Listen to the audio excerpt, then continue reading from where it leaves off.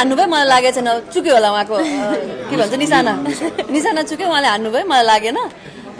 त होइन त्यो यस्तो भयो कि म खासै मिडियामा अलिक रुनु मन नपराउने मान्छे हो तपाईँले मेरो 10-11 वर्षको करियरमा खासै रोको धेरै देख्नु भएको छैन होला है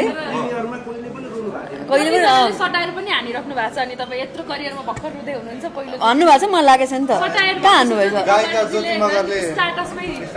ए उहाँले हान्नुभयो मलाई लागेको छैन चुक्यो होला उहाँको के भन्छ निशाना चुक्यो उहाँले हान्नुभयो मलाई लागेन तर जे होस् यस्तो हो के भन्छ रुने भन्दा म अलिकति मिडियाको गाडी सकेसम्म आफ्नो इमोसन्सहरू म चाहिँ अलिकति होल्ड गरेर राखिरहेको हुन्छ हिजो चाहिँ म फिल्म हेरेर रोको चाहिँ होइन कि म जस्तै फिल्म त मैले धेरैचोटि डबिङमा पनि हेरिसकेको हुन्छ यताउता हेरिरहेको हुन्छु होइन जस्तै हिजो मैले फुल त्यसरी अडियन्सै भएर फिल्म अझै पनि मैले भन्नु पर्दाखेरि प्रिमियरमा पनि त्यसरी हेर्न पाएको होइन अहिलेसम्म हेरेको पनि छैन भन्दा पनि हुन्छ तर मैले चाहिँ हिजो म जसरी एप्रिसिएट गरिदिनु भयो नि त्यहाँ सबजनाले हुन्छ नि उठेर ताली बजाइने दिनेदेखि लिएर मेरो साथीहरू आएको थियो साथीहरू त एकदमै अनेस्ट कमेन्ट दिने हो नि त होइन अनि जसरी सन्ध्याजुले हुन्छ नि मैले यस्तो नेपाली फिल्मै हेरेको थिएन भने तपाईँहरूले पनि देख्नुभयो त्यो भन्दाखेरि त्यो कुरा रियाक्सनले चाहिँ म रोको फिल्म हेरेर भन्दा पनि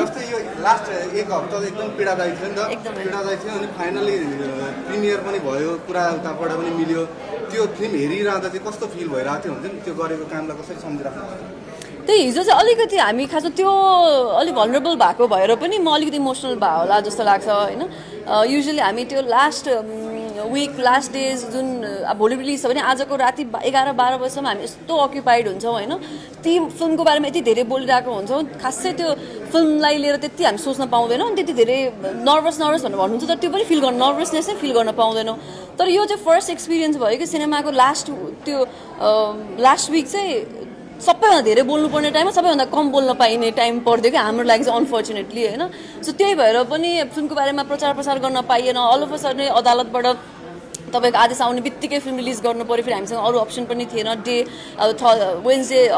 लेट आदेश आयो 5 बजीतिर हामी थर्सडे एक दिन ग्याप गरेर फ्राइडे नै रिलिज गर्नु परिहाल्यो अझै पनि अडियन्सहरूलाई हुन्छ नि अडियन्सहरू यतिकै हलमा ल कुनै फिल्म हेर्न जाउँ भनेर आउनुभएको अडियन्सले फिल्म लागिसक्यो भनेर हेरिरहनु भएको छ कि हाम्रो सिनेमा भनेको थाहा नै पाउनु भएको छैन त्यो हामी एकदमै त्यही कुरामा नै स्ट्रगल गरिरहेको छौँ अझै पनि होइन होपफुली आजको जति अडियन्सहरूले हेर्नुहुन्छ जति हामीले प्रमोसन गर्छ जति तपाईँहरूले प्रमोसन गरिदिनुहुन्छ त्यो कुराले गर्दाखेरि पनि एटलिस्ट भोलि पर्सि अब आउने हप्ताको लागि चाहिँ थाहा हुन्छ अडियन्सहरूलाई भन्ने कुरा हो सो या त्यही भइरहेछ अहिले चाहिँ